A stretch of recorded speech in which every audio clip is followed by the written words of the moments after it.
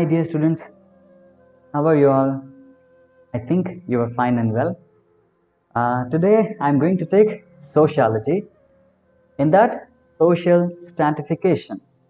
Okay, now onwards I will take continuously for next two chapters is sociology related. After completing the midterm syllabus, I will go for geography. So first of all, what is the meaning of stratification? Social means you know. Stratification means what? First, we have to know the meaning of strata. Strata means layers, different layers of the society. How can we find the different layers in the society? See, different castes are there, religions are there, and educational backgrounds are different, and different layers are there. So like this, let's discuss about what are the different layers, different divisions in the society, and different levels of education, different levels of inequality. So like that, you see here in the picture they have given, this is the one layer, and this is another, and this person, and look at here one more, and see here what kind of caste, how that caste discrimination is there, inequality is there, and about women and men inequality, inequality in the educational opportunities, all those things. So totally in sociology we will discuss about what is happening in the society. Yeah. Let's now get into the lesson. So students, here they have given about the topics we will discuss in the lesson. See, the first topic, social inequality. So how inequality is there in the society in case of education, in case of gender, in case of profession, and the ways of income and the opportunities. And social stratification, about that we will discuss. And untouchability, how untouchability has become a social problem, about that we will discuss. And legal steps to eradicate untouchability. What are the legal procedures, legal steps are available in the Constitution of India to eradicate untouchability? All these points we will discuss. Okay. Okay. The fact that people are stratified, stratified means layered according to various qualities, is the proof of social inequality. ನಮ್ಮ ಸೊಸೈಟಿನಲ್ಲಿ inequality ಇದೆ ಅನ್ನೋಕ್ಕೆ proof ಏನು? Proof ಅಂದರೆ ನೋಡಿ, ನಮ್ಮ ಸೊಸೈಟಿನಲ್ಲಿ ಹಲವಾರು ಕ್ವಾಲಿಟಿಗಳ ತಕ್ಕಂತೆ ನೋಡಿ, gender quality, caste quality, professional quality, class ಮತ್ತು ರೇಸ್, ಈ ಎಲ್ಲ ಕ್ವಾಲಿಟೀಸ್ಗಳನ್ನ ಇಟ್ಕೊಂಡು ಡಿಫ್ರೆಂಟ್ ಲೇಯರ್ಸ್ ಆಗಿ ಇಟ್ಟಿದ್ದಾರೆ. ಈ ಹೇಳುವಂಥ ಫ್ಯಾಕ್ಟ್ ಇದೆಯಲ್ಲ, ಈ ರೀತಿ ಲೇಯರ್ ಮಾಡಿರೋ ಆ ಫ್ಯಾಕ್ಟೇ ಒಂದು ಪ್ರೂಫ್ ನಮಗೆ. Okay, so this is the first point. So let's see here. The social inequalities are. So what are the social inequalities? What are the causes for social inequalities? Let's see them. Income sources. See, for some people, the income sources are a lot. So many income sources are there. But for the some people, income sources are very less. For example, there are some teachers, they have one permanent job. In that permanent job, they will get some income, some salary they will get, and they have running some parallel business, some side business, like for giving money for the interest. Okay, ಬಡ್ಡಿಗೆ ಆ ರೀತಿ ವ್ಯವಹಾರ ಇರ್ಬೋದು, ಅಥವಾ ಅವ್ರದ್ದು agriculture field ಇರ್ಬೋದು, agriculture ಫೀಲ್ಡ್ನಲ್ಲಿ agriculture ನಡೆಸ್ತಾರೆ, ಹಿಂಗೆ ಅದರಿಂದ ಇನ್ಕಮ್ ಬರ್ಬೋದು. ಓಕೆ, ಇನ್ನು ಕೆಲವೊಬ್ರು ಡಿಜಿಟಲ್ ಪ್ಲಾಟ್ಫಾರ್ಮಲ್ಲಿ ಇರ್ತಾರೆ, ಆ ಡಿಜಿಟಲ್ ಪ್ಲಾಟ್ಫಾರ್ಮಿಂದ ಈ ರೀತಿ ಯೂಟ್ಯೂಬ್ ಇರ್ಬೋದು, ಯೂಟ್ಯೂಬಿಂದ ಅವ್ರಿಗೆ ಸ್ವಲ್ಪ ಇನ್ಕಮ್ ಬರ್ಬೋದು.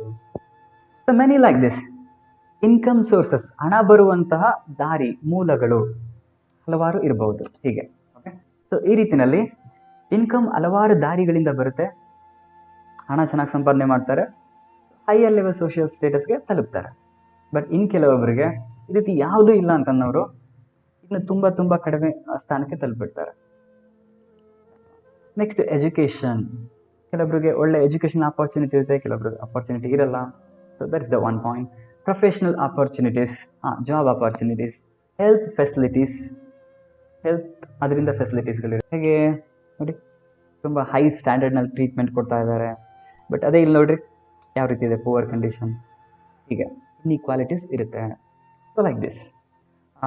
Next, political presentation and participation.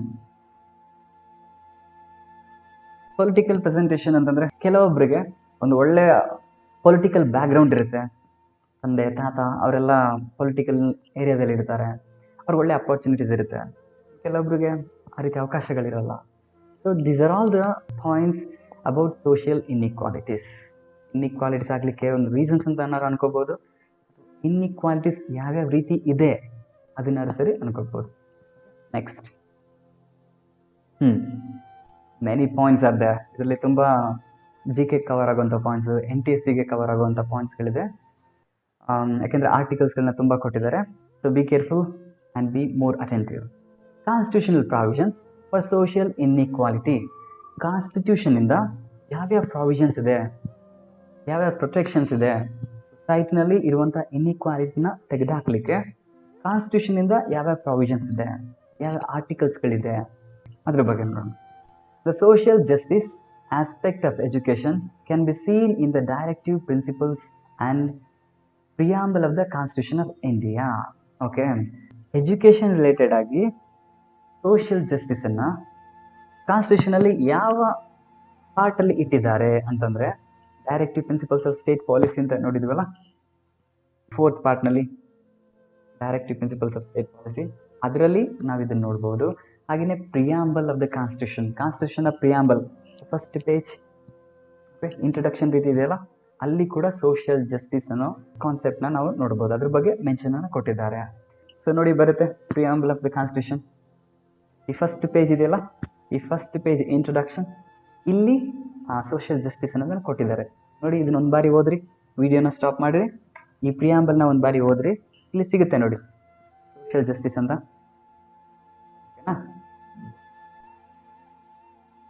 Okay, now under Article 39, it is said that providing social justice and people welfare is the duty of state government. Okay, Article 39.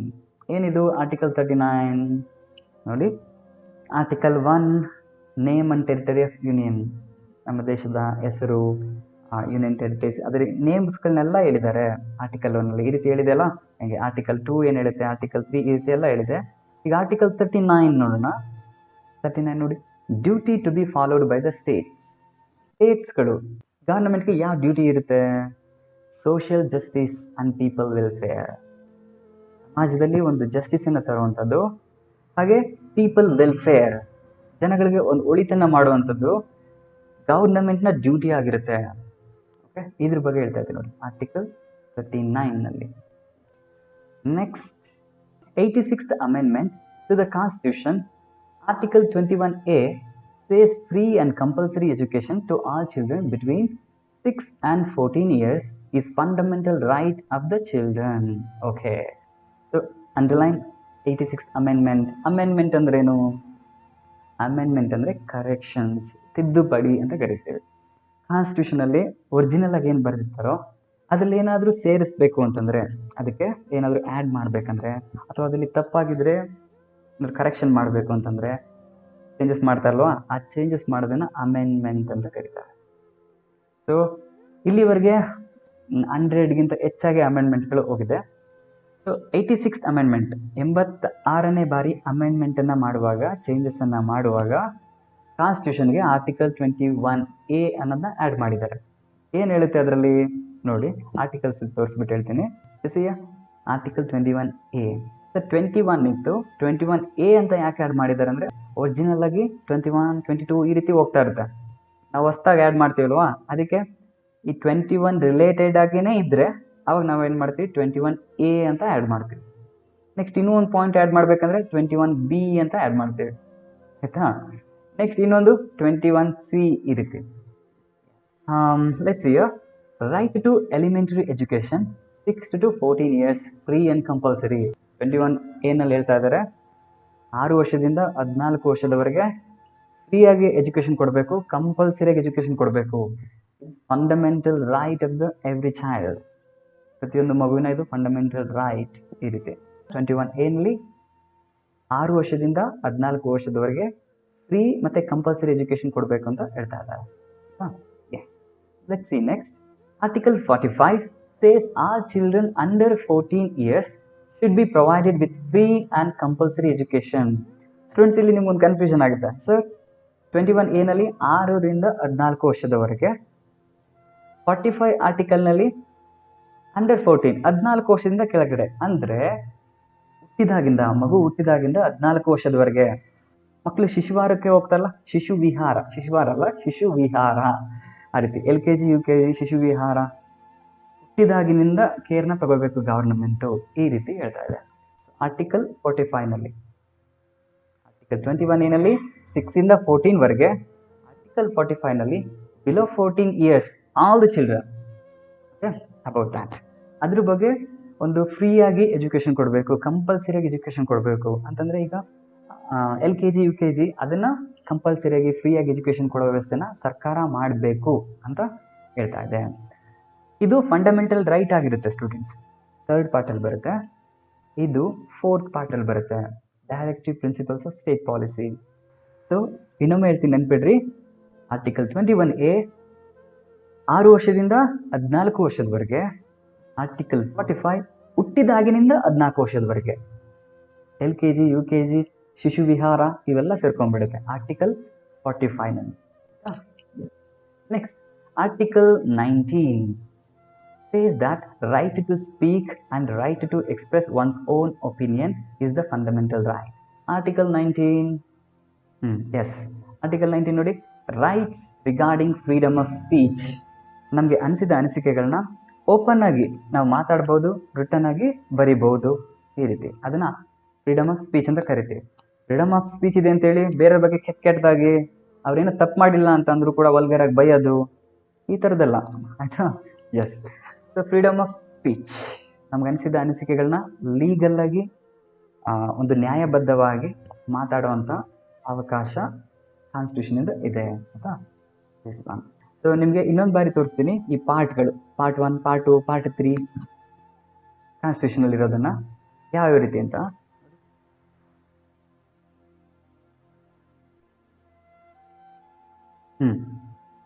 ಒಂದರಿಂದ 4ರವರೆಗೆ ಆರ್ಟಿಕಲ್ಸ್ನ part 1 ಸೇರಿಸಿದ್ದಾರೆ. ಅದು union and it's territory ಬಗ್ಗೆ ಹೇಳುತ್ತೆ. 5ರಿಂದ 11ರವರೆಗೆ ಆರ್ಟಿಕಲ್ಸ್ನ citizenship ಬಗ್ಗೆ ಹೇಳುತ್ತೆ, ಅದನ್ನ 2nd ಪಾರ್ಟಲ್ಲಿ ಸೇರಿಸಿದ್ದಾರೆ. 12ರಿಂದ 35ರವರೆಗೆ ಆರ್ಟಿಕಲ್ಸ್ನ fundamental rights ಬಗ್ಗೆ ಸೇರಿಸಿದ್ದಾರೆ, ಅದು 3rd ಪಾರ್ಟಲ್ಲಿರುತ್ತೆ. 36ಇಂದ 51ವರೆಗೆ ಆರ್ಟಿಕಲ್ಸ್ನ directive principles of state policy, ಇದರ ಹೆಸರಿನಲ್ಲಿ 4ನೇ ಪಾರ್ಟ್ನಲ್ಲಿ ಸೇರಿಸಿದ್ದಾರೆ. ಸೊ ಈ ಆರ್ಟಿಕಲ್ಸ್ ಇದೆಯಲ್ಲ 12ರಿಂದ 35, ಈ ಆರ್ಟಿಕಲ್ಸ್ ಫಂಡಮೆಂಟಲ್ ರೈಟ್ಸ್ ಆಗಿರುತ್ತೆ. ಯಾರಾದರೂ ಇದನ್ನು ವೈಲೇಟ್ ಮಾಡಿದ್ರೆ, ಅದು ಗವರ್ನಮೆಂಟ್ ವೈಲೇಟ್ ಮಾಡಿದ್ರು ಕೂಡ ನಾವು ಕೋರ್ಟ್ಗೆ ಹೋಗಿ ಜಸ್ಟಿಸನ್ನು ತಗೋಬಹುದು, ಆಯ್ತಾ. ಈ directive principles of state policy, ಆದರೆ ಈ ಆರ್ಟಿಕಲ್ಸ್ ಇದೆಯಲ್ಲ 36ರಿಂದ 51, ಈ ಆರ್ಟಿಕಲ್ಸ್ನ ಏನಾದರೂ ವೈಲೇಟ್ ಮಾಡಿದ್ರೆ ಅದನ್ನು ನಾವು ಕೋರ್ಟ್ಗೆ ಹೋಗಿ ಜಸ್ಟಿಫಿಕೇಶನ್ ತಗೊಳಕ್ಕಾಗಲ್ಲ, ಓಕೆನಾ. ಇದೊಂದು ಜಸ್ಟ್ ಪಾಲಿಸಿ ಅಷ್ಟೇನೆ, ಗವರ್ನಮೆಂಟ್ಗೆ ಒಂದು ಡೈರೆಕ್ಷನ್ ಕೊಡ್ತಾ ಇರುತ್ತೆ, ನೀವು ಈ ರೀತಿ ಮಾಡಬೇಕು, ಇದು ನಿಮ್ಮ ಡ್ಯೂಟಿ ಅಂತ ಹೇಳಿ. ಒಂದು ವೇಳೆ ಗವರ್ನಮೆಂಟ್ ಇದನ್ನೆಲ್ಲ ಫುಲ್ಫಿಲ್ ಮಾಡೋಕ್ಕೆ ಫೇಲ್ಯೂರ್ ಆಯಿತು ಅಂತಂದರೆ ಅದಕ್ಕೆ ನಾವು ಕೋರ್ಟ್ಗೆ ಹೋಗಿ ಜಸ್ಟಿಫಿಕೇಶನ್ ತಗೊಳಕ್ಕಾಗಲ್ಲ, ಆಯಿತಾ. Yes, so these are. ಇಲ್ಲಿ ನೆಕ್ಸ್ಟ್ ನೋಡಿದ್ರೆ ಫಂಡಮೆಂಟಲ್ ಡ್ಯೂಟೀಸ್ ಅಂತ ಬರುತ್ತೆ, ಈ ರೀತಿ ಡಿವೈಡ್ ಮಾಡ್ತಾ ಹೋಗಿದ್ದಾರೆ ಆರ್ಟಿಕಲ್ಸ್. ನಾವು let's get back into the lesson. I hope you understood. Article 19. It will say is about the right to speak and right to express one's own opinion in the fundamental right. Next, Article 21 provides for the protection of cultural rights. ನಾನು ಅಡ್ಡ ಬಂದ್ಬಿಟ್ಟಿದ್ದೀನಲ್ಲ, ಇದನ್ನು ಚಿಕ್ಕದು ಮಾಡ್ತೀನಿ. So Article 29 provides for protection of cultural rights of the minorities. Minorities ಅಂದ್ರೆ ಏನು? ಯಾರು minorities ಅಂದ್ರೆ ನಮ್ಮ ದೇಶದಲ್ಲಿ ತುಂಬ ಕಡಿಮೆ ಸಂಖ್ಯೆಯಲ್ಲಿ ಇರುವಂಥವ್ರನ್ನ ನಾವು ಮೈನಾರಿಟೀಸ್ ಅಂತ ಕರಿತೀವಿ. ಮೆಜಾರಿಟಿ ಇಂಡಿಯಾದಲ್ಲಿ ಹಿಂದೂಸ್ ಇರ್ತಾರೆ, ಮೈನಾರಿಟಿ ಕಡಿಮೆ ಸಂಖ್ಯೆಯಲ್ಲಿರೋದು ಕ್ರಿಶ್ಚಿಯನ್ಸ್, ಜೈನ್ಸ್, ಬುದ್ಧಿಸ್ಟ್, ಹಾಗೆ ಮುಸ್ಲಿಮ್ಸ್ಗೂ ಕೂಡ ಮೈನಾರಿಟಿ ಸ್ಟೇಜನ್ನು ಕೊಟ್ಟಿದ್ದಾರೆ. ಎನಿವೆ, ಆರ್ಟಿಕಲ್ 29ನಲ್ಲಿ ಮೈನಾರಿಟೀಸ್ಗಳು ಅವರ ಕಲ್ಚರ್ನ ಉಳಿಸ್ಕೊಳ್ಳೋಕ್ಕೋಸ್ಕರ, ಆ ಕಲ್ಚರ್ನ ಪ್ರೊಟೆಕ್ಷನ್ ಮಾಡ್ಕೊಳ್ಳೋಕ್ಕೋಸ್ಕರ ರೈಟ್ಸ್ಗಳನ್ನ ಕೊಟ್ಟಿದ್ದಾರೆ, ಆಯಿತಾ. Yes, so remember, if anybody of your friends, ನಿಮ್ಮ ಫ್ರೆಂಡ್ಸ್ ಯಾರಾದರೂ ಮುಸ್ಲಿಮ್ಸ್ ಇದ್ದರೆ, ಅಥವಾ ನೀವೇ ಮುಸ್ಲಿಮ್ಸ್ ಆಗಿದ್ದರೆ, ಕ್ರಿಶ್ಚಿಯನ್ಸ್ ಇದ್ದರೆ, ಜೈನ್ಸ್ ಇದ್ದರೆ, ಬುದ್ಧಿಸ್ಟ್ ಇದ್ದರೆ, ಅವ್ರನ್ನೆಲ್ಲರನ್ನೂ ನೋಡಿದಾಗ ಈ ಆರ್ಟಿಕಲ್ 29ನ ನೆನಪಿಸ್ಕೋಬೇಕು. ಆರ್ಟಿಕಲ್ 29ನಲ್ಲಿ ಇವರ ಕಲ್ಚರ್ನ ಉಳಿಸ್ಕೊಳ್ಳೋಕ್ಕೋಸ್ಕರ ಪ್ರೊಟೆಕ್ಷನ್ ಇದೆ. ಅವರು ಅವರ ಫೆಸ್ಟಿವಲ್ನ ಆಚರಣೆ ಮಾಡ್ತಾ ಇದ್ದಾರೆ, ಅದನ್ನೆಲ್ಲ ನೋಡಿದಾಗ ನಿಮ್ಗೆ ಅನಿಸ್ಬೇಕು ಆರ್ಟಿಕಲ್ 29 ಇದಕ್ಕೆಲ್ಲ ಆಪರ್ಚುನಿಟೀಸ್ ಇದೆ ಅಂತ ಹೇಳಿ ಆಯ್ತಾ. Next article 30 provides for the establishment of minority education institution. 29 ಮತ್ತು 30 ಇವೆಲ್ಲ ಮೈನಾರಿಟೀಸ್ಗಳ ಬಗ್ಗೆ ಮಾತಾಡುತ್ತೆ. 13 ನೋಡಿ, ಸೊ ಆ ಮೈನಾರಿಟಿಯಲ್ಲಿ ಇರುವಂತಹ ಜನರು ಅವ್ರದ್ದೇ ಆದಂಥ ಎಜುಕೇಷನ್ ಇನ್ಸ್ಟಿಟ್ಯೂಷನ್ಸ್ಗಳನ್ನ ಎಸ್ಟಾಬ್ಲಿಷ್ಮೆಂಟ್ ಮಾಡ್ಕೋಬಹುದು. ಅವ್ರದ್ದೇ ಆದಂಥ ಸ್ಕೂಲ್ಗಳು, ಅವ್ರದ್ದೇ ಆದಂಥ ಕಾಲೇಜ್ಗಳು ಆ ರೀತಿ ತೆರೀಬಹುದು. ಹಾಗೆ ನಿಮ್ಮ ಏರಿಯಾದಲ್ಲಿ ನೀವು ಇರುವಂಥ ಪ್ಲೇಸ್ನಲ್ಲಿ ಯಾವುದಾದ್ರೂ ಕ್ರಿಶ್ಚಿಯನ್ಸ್ ಕಾನ್ವೆಂಟ್ಗಳಿರ್ತಾವಲ್ವಾ, okay, saint Joseph, saint Philomena, ಈ ರೀತಿ ಯಾವ್ದಾದ್ರು ಕೆಲವೊಂದು ಕಾಲೇಜ್ಗಳಿರ್ತಲ್ಲ, ಅದನ್ನ ನೋಡಿದ ತಕ್ಷಣ ಆರ್ಟಿಕಲ್ 30 ನೆನಪಾಗಬೇಕು ನಿಮಗೆ. ಓಕೆ, ಹಾಗೆ ಕೆಲವೊಂದು ಮುಸ್ಲಿಂ ಮದ್ರಾಸಗಳಿರುತ್ತೆ, ಮುಸ್ಲಿಂ ಕಾಲೇಜ್, ಮುಸ್ಲಿಂ ಸ್ಕೂಲ್ಸ್ಗಳಿರುತ್ತಲ್ಲ, ಅದಕ್ಕೂ ಕೂಡ ಆಪರ್ಚುನಿಟಿ ಪ್ರೈವೇಟ್ ಆಗಿ ಅವ್ರದ್ದೇ ಆದ ಇನ್ಸ್ಟಿಟ್ಯೂಷನ್ಗಳನ್ನ ನಡೆಸಲಿಕ್ಕೆ ಕೊಟ್ಟಿರೋದು article 30. Yes, cultural rights of minority article 29, ಹಾಗೆ educational institutions of minority article 30. Next, Article 46 clearly expresses that it is the duty of government to support ಇನ್ನೂ ಚಿಕ್ಕದು ಮಾಡ್ತೀನಿ government to support the educational interest of scheduled caste and tribes. ಇದರಲ್ಲಿ ಏನು ಹೇಳ್ತಾ ಇದ್ದಾರೆ ಅಂದರೆ, SC ಮತ್ತು ST ಇರ್ತಾರಲ್ಲ, ಅವರ ಎಜುಕೇಷನಲ್ ಲೆವೆಲ್ನ ಇಂಪ್ರೂವ್ ಮಾಡಲಿಕ್ಕೆ, ಅವ್ರ ಎಜುಕೇಷನಲ್ ಲೆವೆಲ್ನ ಇಂಪ್ರೂವ್ ಮಾಡುವಂಥದ್ದು ಗವರ್ನಮೆಂಟ್ನ ಡ್ಯೂಟಿ ಆಗಿರುತ್ತೆ. Okay, the duty of the government to support education interest of the scheduled caste and scheduled tribes. So sir, ಇಷ್ಟೊಂದು ಆರ್ಟಿಕಲ್ಸ್ ಬಂದಿದೆಯಲ್ಲ, ಹೇಗೆ ನೆನ್ಪಿಡೋದು? ಹೇಗೆ ಅಂತಂದರೆ ನೀವು ಸೀರಿಯಲ್ ಆಗಿ ಬರ್ಕೊಡ್ರಿ ಒಂದು ಶೀಟ್ನಲ್ಲಿ. ಸೀರಿಯಲ್ ಆಗಿ ಫಸ್ಟ್ ಯಾವ್ದು ಆರ್ಟಿಕಲ್ ಬರುತ್ತೆ? 19 ಆರ್ಟಿಕಲ್ ಬರುತ್ತೆ. ಅದು ರೈಟ್ ಟು ಸ್ಪೀಚ್ ಬಗ್ಗೆ ಹೇಳುತ್ತೆ. ನೆಕ್ಸ್ಟ್ ಇದಾದ್ಮೇಲೆ 21A ಆರ್ಟಿಕಲ್ ಬರುತ್ತೆ, ಹೌದಾ? ನೆಕ್ಸ್ಟು ಇದಾದಮೇಲೆ ನೆಕ್ಸ್ಟ್ ಯಾವ್ದು ಬರುತ್ತೆ? 29 ಬರುತ್ತೆ. ನೆಕ್ಸ್ಟ್ 30 ಬರುತ್ತೆ. ನೆಕ್ಸ್ಟ್ 39 ಬರುತ್ತೆ. ನೆಕ್ಸ್ಟ್ 46 ಬರುತ್ತೆ. ಈ ರೀತಿ ಸೀರಿಯಲ್ ಆಗಿ ಬರ್ಕೊಡ್ರಿ ಆರ್ಟಿಕಲ್ಸ್ನ, ಯಾವ್ದಾದ್ರು ಏನೇನು ಬರುತ್ತೆ ಅಂತೇಳಿ ಒಂದು ಶೀಟ್ನಲ್ಲಿ ಬರ್ಕೊಡ್ರಿ, ಮುಗಿಯುತ್ತೆ ಅದ. ಸೊ ನನ್ನ ಗೆಸ್ಟಿಂಗ್ನಲ್ಲಿ ಆಲ್ಮೋಸ್ಟ್ ಇಷ್ಟರೊಳಗಡೆ ಒಂದು ಆರ್ಟಿಕಲ್ನ ಕೇಳ್ಬೋದು ಅನ್ಸುತ್ತೆ NTSC ಎಕ್ಸಾಮ್ನಲ್ಲಿ, ಈ ಆರ್ಟಿಕಲ್ ಯಾವುದ್ರ ಬಗ್ಗೆ ಹೇಳುತ್ತೆ ಅಂತೇಳಿ ಆಯಿತಾ. So be prepared for this. Let's see next.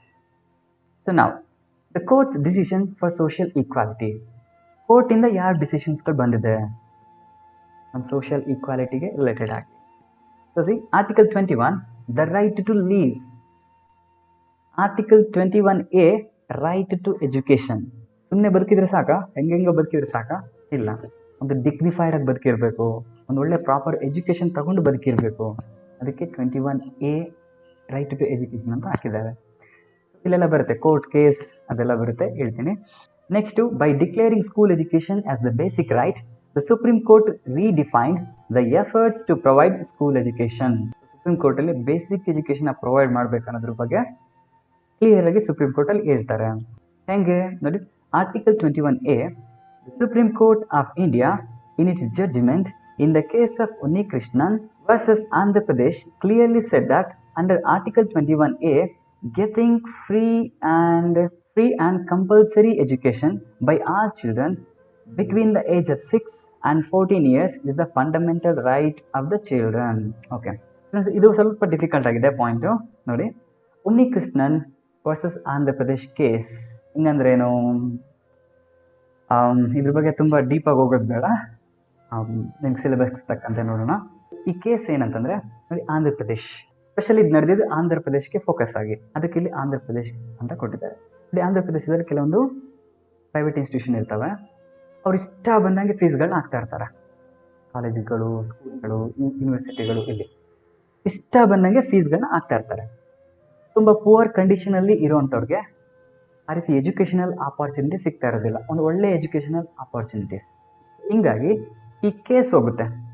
ಎಲ್ಲರಿಗೂ ಕೂಡ ಗೌರ್ನಮೆಂಟ್ ಕಡೆಯಿಂದ ಫ್ರೀ ಮತ್ತು ಕಂಪಲ್ಸರಿ ಎಜುಕೇಷನ್ ಅಟ್ಲೀಸ್ಟ್ 6ರಿಂದ 14 ವರ್ಷದವರೆಗೆ ಫ್ರೀ ಮತ್ತು ಕಂಪಲ್ಸರಿ ಎಜುಕೇಷನ್ ಕೊಡಬೇಕು. ಯಾರೋ ಬೆಟ್ಟದಲ್ಲಿ ಇರ್ತಾರೆ ಅಂದ್ಕೊಳ್ರಿ, ಬೆಟ್ಟದ ಕಡೆ 1 ಮನೆ 2 ಮನೆ ಮಾತ್ರ ಇರ್ತವೆ, ಅಲ್ಲಿ 1 ಮಗು 2 ಮಗು ಮಾತ್ರ ಇರುತ್ತೆ, ಅಲ್ಲಿ ಯಾವುದೇ ಸ್ಕೂಲ್ಗಳನ್ನ ತೆಗೆದಿರೋದಿಲ್ಲ, ಟೀಚರ್ಸ್ಗಳು ಹೋಗ್ತಾ ಇರಲ್ಲ. ಹಿಂಗಾಗಿ ಆ ಮಗು ಎಜುಕೇಷನ್ ಮಿಸ್ ಆಗ್ತಾ ಇರುತ್ತೆ, ಡಿಗ್ನಿಫೈಡಾಗಿ ಬದುಕಲಿಕ್ಕೆ ಆಗ್ತಾ ಇಲ್ಲ. ಹಾಗಾದರೆ ಈ ರೀತಿ ಯೋಚನೆ ಮಾಡಿ ಸುಪ್ರೀಂ ಕೋರ್ಟಿಂದ ಈ ಕೇಸ್ನಲ್ಲಿ ಒಂದು ಆರ್ಡ್ರ್ ಕೊಡ್ತಾರೆ. ಏನಂತಂದರೆ, 6ರಿಂದ 14 ವರ್ಷದವರೆಗೆ ಕಂಪಲ್ಸರಿ ಎಜುಕೇಶನ್ ಕೊಡಬೇಕು. ಅದನ್ನು 21 ರೈಟ್ ಟು ಲೀವ್ ಇದು ಫಂಡಮೆಂಟಲ್ ರೈಟ್, ಅದರೊಳಗಡೆ ತಂದು ಏನನ್ನ ಜಾಯಿನ್ ಮಾಡ್ತಾರೆ. ಹಿಂಗಾಗಿ ಆಲ್ರೆಡಿ ಇದ್ದಂಥ 21 ರೈಟ್ಗೆ ಏನದನ್ನು ತಂದು ಸೇರಿಸ್ತಾರೆ. ಅದ್ರ ಏನದಲ್ಲಿ ಏನಂತ ಹೇಳ್ತಾರೆ, 6 ಇಯರ್ಸಿಂದ 14 ಇಯರ್ಸ್ವರೆಗೆ ಫ್ರೀ ಆ್ಯಂಡ್ ಕಂಪಲ್ಸರಿ ಎಜುಕೇಷನ್ನ ಮಗುಗೆ ಕೊಡಬೇಕು. ಯಾಕಂದರೆ ಆ ಮಗುಗೆ ಅದು ಫಂಡಮೆಂಟಲ್ ರೈಟ್. ಆ ರೀತಿ ಏನಾದ್ರು ಎಜುಕೇಷನ್ನ ಗೌರ್ನಮೆಂಟ್ ಕೊಡಲಿಲ್ಲ ಅಂದ್ಕೊಳ್ರಿ, ಆ ಮಗು ಹೋಗಿ ಕೋರ್ಟ್ಗೆ ಕೇಸ್ ಹಾಕ್ಬೋದು ಅಂತ, ಕೋರ್ಟ್ಗೆ ಹೋಗ್ಬೋದು, ನನಗೆ ಗೌರ್ಮೆಂಟಿಂದ ಎಜುಕೇಷನ್ ಕೊಟ್ಟಿಲ್ಲ ಅಂತೇಳಿ. Yes, this is the power of fundamental rights. Okay, let's see next. All the citizens of the country have the basic right for the education. ನಮ್ಮ ದೇಶದ ಎಲ್ಲ ಸಿಟಿಸನ್ಗೂ ಕೂಡ ಎಜುಕೇಷನ್ ಬಗ್ಗೆ ಬೇಸಿಕ್ ರೈಟ್ಸ್ ಇರುತ್ತೆ. It is part of the right to live. ಈ educational right ಇದೆಯಲ್ಲ, ಅದನ್ನೇ separate rights ಅಂತ ಏನು ಇಟ್ಟಿಲ್ಲ, ಅದು ರೈಟ್ ಟು ಲೀವ್ ಒಳಗಡೆ ಒಂದು ಪಾರ್ಟ್, ಅದರೊಳಗಡೆ ಸೇರ್ಕೊಂಡಿರುತ್ತೆ. ಆಯಿತಾ? This is actually students little difficult one, but try to read once or twice. 2 ಬಾರಿ ಹೋದ್ರಿ ಅಟ್ಲೀಸ್ಟ್ ಇಷ್ಟಾದರೂ ನೆನ್ಪಿಟ್ಕೊಡ್ರಿ. ಆರ್ಟಿಕಲ್ 21 ರೈಟ್ ಟು ಲೀವ್ ಬಗ್ಗೆ ಇರುತ್ತೆ. ಆರ್ಟಿಕಲ್ 21A ಎಜುಕೇಷನ್ ಬಗ್ಗೆ 6 ಇಯರ್ಸಿಂದ 14 ಇಯರ್ಸ್ವರೆಗೆ. ಈಗ ಎಜುಕೇಷನಲ್ ರೈಟು ಆರ್ಟಿಕಲ್ 21A ಒಳಗಡೆನೆ ಇಂಪ್ಲೈಡ್ ಆಗಿರುತ್ತೆ. Let's see next. Gender inequality. Gender ಬಗ್ಗೆ ಇಲ್ಲಿವರೆಗೆ ಎಜುಕೇಷನ್ ಬಗ್ಗೆ ನೋಡಿದ್ವಿ. ಈಗ ಜೆಂಡರ್ ಬಗ್ಗೆ, ಮೆನ್ ಆ್ಯಂಡ್ ವಿಮೆನ್ ಅವ್ರ ನಡುವೆ ಯಾವ ರೀತಿ ಇನ್ಇಕ್ವಾಲಿಟಿ ಇದೆ ಅಂತ. In reality our social perspectives are interdependent. Just imagine ಮಾಡ್ಕೊಡ್ರಿ, ಯಾವುದೋ ಒಂದು ಹಳ್ಳಿ ಇದೆ ಅಂದ್ಕೊಳ್ರಿ, ಆ ಹಳ್ಳಿನಲ್ಲಿ ಎಲ್ಲರೂ ಇರೋರೆಲ್ಲ ಬರೀ ಜೆಂಟ್ಸ್ ಮಾತ್ರ ಇರ್ತಾರೆ, ಯಾವುದೇ ಒಂದೇ ಒಂದು ಲೇಡೀಸ್ ಕೂಡ ಇಲ್ಲ ಅಂದ್ಕೊಳ್ರಿ, ಹೆಂಗಿರ್ಬೇಡ ಸಿಚುವೇಶನ್, ಏನೇನು ಆಗಬೇಡ ಆ ಹಳ್ಳಿನಲ್ಲಿ. ಹಾಗೆ ಇಮ್ಯಾಜಿನ್ ಮಾಡ್ಕೊಡ್ರಿ, ಯಾವುದೋ ಒಂದು ಪ್ಲೇಸ್ ಇರುತ್ತೆ, ಅಲ್ಲಿ ಕಂಪ್ಲೀಟ್ ಲೇಡೀಸ್ ಮಾತ್ರ ಇರ್ತಾರೆ, ಯಾವುದೇ ಒಂದು ಜೆಂಟ್ಸ್ ಇಲ್ಲ, ಹೆಂಗಿರ್ಬೋದು ಸಿಚುವೇಶನ್? ಸರ್, ತಣ್ಣಗಿರ್ತಾರೆ, ಆರಾಮಾಗಿರ್ತಾರೆ ಅಂತ ಅನ್ಕೋಬೇಡ್ರಿ. It will have its own problems. ಎರಡೂ ಕಡೆ ಕೂಡ ಬ್ಯಾಲೆನ್ಸ್ ಆಗಿರ್ಬೋದು, ಇಲ್ಲಾಂದರೆ ಅದರದೇ ಆದ ಪ್ರಾಬ್ಲಮ್ಸ್ಗಳು ಕ್ರಿಯೇಟ್ ಆಗ್ತವೆ. ಅದಕ್ಕೆ ಇಂಟರ್ ಡಿಪೆಂಡೆಂಟ್, ಒಬ್ಬರಿಗೆ ಇನ್ನೊಬ್ಬರ ಅವಶ್ಯಕತೆ ಇರುತ್ತೆ, ಒಬ್ಬರಿಗೆ ಇನ್ನೊಬ್ಬರ ಸಹಾಯ ಬೇಕಾಗಿರುತ್ತೆ.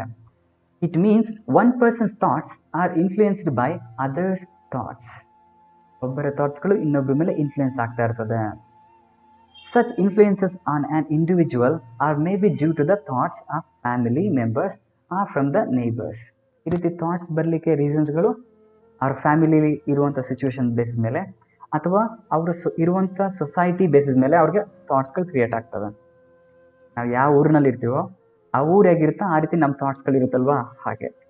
Hence the motivational issues supporting education of a boy or a girl has more in the social sphere of human life. ಹಿಂಗಾಗಿ ನಮ್ಮ ಥಾಟ್ಸ್ಗಳನ್ನ ಡಿಸೈಡ್ ಆಗೋದು ಸೊಸೈಟಿ. ಹಿಂಗಾಗಿ ಫಸ್ಟು ಸೊಸೈಟಿ ಚೇಂಜ್ ಆಗಬೇಕು ಅಂದರೆ ಅಲ್ಲಿ ಎಜುಕೇಷನ್ ಇರಬೇಕು, both for the men and for the women, both for the girl and for the boy. That's one. There is more gender-based inequality in access to school education, food and health facilities. So, ಈ gender base ಮೇಲೆ inequality ಇದೆ. ಯಾವುದಲ್ಲಿ ಅಂದರೆ ನೋಡಿ, ಗಂಡು ಮಕ್ಕಳಿಗೆ ಕೊಡುವಂಥ educational ಇಂಪಾರ್ಟೆನ್ಸ್ನ ಹೆಣ್ಮಕ್ಳಿಗೆ ಕೊಡ್ತಾ ಇರಲ್ಲ. ಹೆಣ್ಮಗಳು ಹೇಗಿದ್ರು ಬೇರೆ ಮನೆಗೆ ಹೋಗೋಳು, ಓದಿದ್ರು ಆಗುತ್ತೆ ಓದಿದ್ರು ಆಗುತ್ತೆ ಅಂತ ಕೆಲವರು, ಇಲ್ಲಾಂದರೆ ತುಂಬ ಲಾಂಗ್ ಟೈಮ್ವರೆಗೂ ಓದಿಸಲ್ಲ ಅವ್ರನ್ನ. SLC PUC ಅಷ್ಟು ಓದಿಸಿ ಅಷ್ಟಕ್ಕೇ ಸ್ಟಾಪ್ ಮಾಡಿಸ್ಬಿಡ್ತಾರೆ. ಹಾಗೆ ಫುಡ್, ಕೊಡುವಂಥ ಫುಡ್ ಫೆಸಿಲಿಟಿನಲ್ಲಿ ಬೆಣ್ಣೆ ತುಪ್ಪ ಎಲ್ಲ ಹಾಕ್ಕೊಡ್ತಾರಲ್ವ, ಈ ಬಟರ್ ಎಲ್ಲನ ಗಂಡು ಮಕ್ಕಳಿದ್ರೆ ಅವ್ರಿಗೆ ಸ್ಪೆಷಲ್ಲಾಗಿ, ಓಕೆ, ಹೆಣ್ಮಕ್ಳು ಸ್ವಲ್ಪ ಕಡಿಮೆ ಕೊಡ್ತಾ ಇರ್ತಾರೆ ಈ ರೀತಿ. ನೆಕ್ಸ್ಟ್ ಹೆಲ್ತ್ ಫೆಸಿಲಿಟೀಸ್, ಗಂಡು ಮಗುಗೆ ಹುಷಾರು ತಪ್ಪಿದಾಗ ಹಾಸ್ಪಿಟ್ಲಿಗೆ ಯಾವ ಸ್ಪೀಡ್ನಲ್ಲಿ ಕರ್ಕೊಂಡು ಹೋಗ್ತೀವೋ, ಬಟ್ ಹೆಣ್ಮಕ್ಳು ಹುಷಾರು ತಪ್ಪಿದಾಗ ಆ ಸ್ಪೀಡ್ ಇರೋದಿಲ್ಲ. ಹೀಗೆ ಎಲ್ಲ ಫ್ಯಾಮಿಲಿಲೂ ಅಂತ ಹೇಳ್ತಾ ಇಲ್ಲ. So this is not true in every family, but some families it will be there. ಹೇಗೆ ಅಂತಂದರೆ ಒಬ್ಬ ಗಂಡು ಮಗು ಇರ್ತಾನೆ, 2 ಹೆಣ್ಮಕ್ಳು ಇರ್ತಾರೆ ಅಂದ್ಕೊಟ್ರೆ ಆ ಫ್ಯಾಮಿಲಿನಲ್ಲಿ ಈ ರೀತಿ ಜಾಸ್ತಿ ಇರುತ್ತೆ. So let's see next.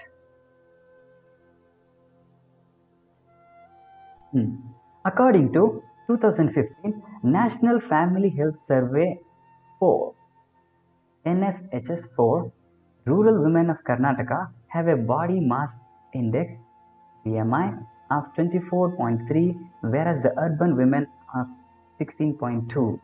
ಏನು ಅರ್ಥ ಆಯಿತು ಇಷ್ಟರಲ್ಲಿ? ಇದು ಕೂಡ ಸ್ವಲ್ಪ ಟಫ್ ಆಗಿದೆ ಸ್ಟೂಡೆಂಟ್ಸ್, ಹೇಳ್ತೀನಿ ನೋಡಿ. NFHS ಅಂತಂದರೆ ಅದರ abbreviation national family health survey ಅಂತ. 4 ಅಂತಂದ್ರೆ ಏನು? ಪ್ರತಿ ವರ್ಷ ನಡೆಸ್ತಾ ಇರ್ತಾರೆ ಈ NFHSನವರು, ಸರ್ವೆ ಕಂಡಕ್ಟ್ ಮಾಡ್ತಾ ಇರ್ತಾರೆ. ಸೊ 2015-16 ಅವ್ರು ನಡೆಸಿದ್ದು 4ನೇ ಸರ್ವೆ ಅಂತ ಅದರ ಅರ್ಥ. ಅದರಲ್ಲಿ ಬಾಡಿ ಮಾಸ್ ಇಂಡೆಕ್ಸನ್ನು ಚೆಕ್ ಮಾಡ್ತಾರೆ. ಹಂಗಂದ್ರೆ ಏನು ಬಾಡಿ ಮಾಸ್ ಇಂಡೆಕ್ಸ್ ಅಂದರೆ? ನೋಡಿ ಈಗ ಇಮೇಜ್ ತೋರಿಸ್ತೀನಿ. You see students body mass index ಹೆಂಗೆ, ನಾನಿಲ್ಲಿ ಕೆಳಗಡೆ ಬಂದ್ಬಿಟ್ಟಿದ್ದೀನಿ, ಕೆಳಗಡೆ ಹೋಗ್ತೀನಿ. ಓಕೆ, ಎಸ್ ನೋಡಿ, ಇರುವಂಥ ಹೈಟು ಮತ್ತು ವೆಯ್ಟ್ ಅದನ್ನು ಕ್ಯಾಲ್ಕುಲೇಟ್ ಮಾಡಿ ಬಾಡಿ ಮಾಸ್ ಇಂಡೆಕ್ಸನ್ನು ಕಂಡುಹಿಡಿತಾರೆ. ನೀವು ಕೂಡ ನಿಮ್ಮ ಬಾಡಿ ಮಾಸ್ ಇಂಡೆಕ್ಸನ್ನು ಕಂಡುಹಿಡಿಬೋದು. ಹೇಗೆ ಅಂತ ತಿಳಿಸ್ತೀನಿ ಕ್ಯಾಲ್ಕುಲೇಟ್ ಮಾಡೋದನ್ನು. ನೋಡಿ, 16ರಿಂದ 18ವರೆಗಿದ್ರೆ ಅದನ್ನ ಏನಂತೀವಿ, body weight deficit, underweight, ತುಂಬ ಕಡಿಮೆ ಇದ್ದಾರೆ, ಕಡ್ಡಿ. ಓಕೆ, ಹಂಗೆ. ನೆಕ್ಸ್ಟು 18ಇಂದ 24ವರೆಗೆ ಪಾಯಿಂಟ್ಸ್ಗಳು ಬಂದರೆ ಅದನ್ನು ನಾರ್ಮಲ್ ಅಂತ ಕರೀತಾರೆ. ನೆಕ್ಸ್ಟ್ ಇಲ್ಲಿಂದ ಹೋಗ್ತಾ ಹೋಗ್ತಾ ಹೋಗ್ತಾ ಜಾಸ್ತಿ ಆಗ್ತಿದ್ದಂಗೆ ಒಬೇಸಿಟಿ, ಹಿಂಗೆ ಕಡಿಮೆ ಇದ್ದರೆ ಕಡ್ಡಿ ಅಂತ ಅಂತೀವಿ.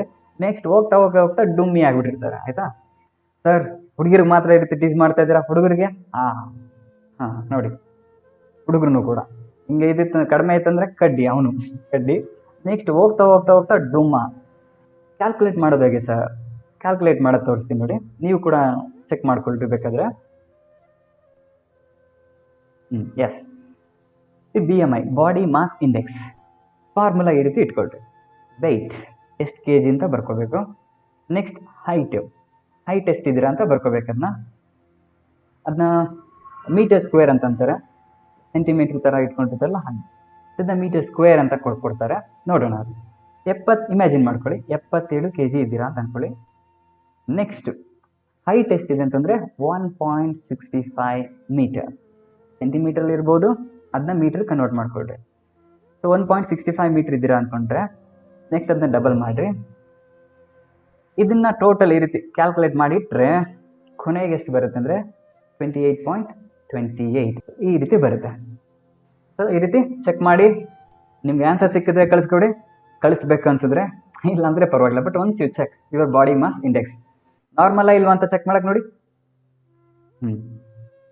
16ಇಂದ 18.5 ನಾರ್ಮಲ್ ಆಗಿದ್ರೆ 18.5ಇಂದ 24 ಒಳಗಡೆ ಇತ್ತಂದರೆ ಅದು ನಾರ್ಮಲ್ ಅಂತ. ಆಯಿತಾ, ಏನೇ ಆದರೂ ಹೆಚ್ಚು ಕಡಿಮೆ ಅಬ್ನಾರ್ಮಲ್ ಆಗಿರುತ್ತೆ. 18.5ಇಂದ 24 ನೋಡೋಣ ನಮ್ಮ ಲೆಸನ್ ಬಗ್ಗೆ ಈಗ. ಸೊ ಈಗ ನೋಡಿ ಸ್ಟೂಡೆಂಟ್ಸ್, ಅರ್ಥ ಆಗುತ್ತೆ. ಈ NFHSನವರು 4ನೇ ಸರ್ವೆ ಮಾಡ್ತಾರೆ 2015-16ನಲ್ಲಿ. ಆ 4ನೇ ಸರ್ವೆನಲ್ಲಿ ಗೊತ್ತಾಗುತ್ತೆ, rural women of Karnataka have body mass index of 24.3. ಹಳ್ಳಿಯಲ್ಲಿ ಇರುವಂಥ ಲೇಡೀಸ್ BMI ಎಷ್ಟಿರುತ್ತೆ ಅಂತಂದರೆ 24.3, ಆಲ್ಮೋಸ್ಟ್ ಓಕೆ ಅನ್ನೋ ಮಟ್ಟಕ್ಕಿದೆ. ಅದೇ ಅರ್ಬನ್ಗೆ ಬಂತಂದರೆ, ಸಿಟಿಗಳ ಕಡೆ ಬಂತು ಅಂತಂದರೆ 16.2 ಕಡಿಮೆ ಆಗಿಬಿಟ್ಟಿದೆ. ಯಾಕೆಂದರೆ ಬಹುಶಃ ಡಯಟ್ ಮೇಂಟೈನ್ ಮಾಡ್ತಾ ಇರ್ಬೇಕು ಕೆಲವೊಬ್ರು, ಹಾಗೆ ಇನ್ನು ಕೆಲವೊಬ್ಬರಿಗೆ ಪಾಪ ತುಂಬ ಸ್ಲಮ್ಮಲ್ಲೆಲ್ಲ ಇರ್ತಾರಲ್ಲ, ಅವ್ರಿಗೆ ಒಳ್ಳೆ ನ್ಯೂಟ್ರಿಷನ್ ಸಿಗದೇನೂ ಕೂಡ ಇರಬಹುದು. ಎನಿವೆ, ಈ ರೀತಿ ಇಂಬ್ಯಾಲೆನ್ಸ್ ಇದೆ ಅಂತ ಹೇಳ್ತಾ ಇದ್ದಾರೆ. ಸೊ ನೋಡಿ, this means the women have lesser BMI. So 16 ಈ ರೀತಿ ಎಲ್ಲ ಕಡಿಮೆ ಬಂತು ಅಂದ್ರೆ ಅದೇನು ಲೆಸ್ಸರ್ BMI ತಾನೆ. So 60.90% of the children between 6 and 56 months have severe anaemia. ಹಾಗೆ 6ರಿಂದ 56 ಈ ತಿಂಗಳ ನಡುವೆ ಇರುವಂಥ ಮಕ್ಕಳಿಗೆ ಸಿವಿಯರ್ ಅನಿಮಿಯಾ ಇದೆ. ಅನಿಮಿಯಾ ಅಂತಂದ್ರೆ ಏನು? ರಕ್ತದ ಪ್ರಮಾಣ ಕಡಿಮೆ ಇರುತ್ತಲ್ಲ, ಅದನ್ನು ನಾವು ಅನಿಮಿಯಾ ಅಂತ ಕರಿತೀವಿ. So almost 60%, 60.9% of children, they are facing the problem of anemia. ಹೀಗೆ ಈ ರೀತಿಯಲ್ಲಿ ನಮ್ಮ ಸೊಸೈಟಿನಲ್ಲಿ ವಿಮೆನ್ ಅವರು ಒಂದು ರೀತಿ ಪ್ರಾಬ್ಲಮ್ ಫೇಸ್ ಮಾಡ್ತಾ ಇದ್ದಾರೆ, children they are also facing another one problem. ಹೀಗೆ in this scenario the development should include the food and nutrition security to women and children.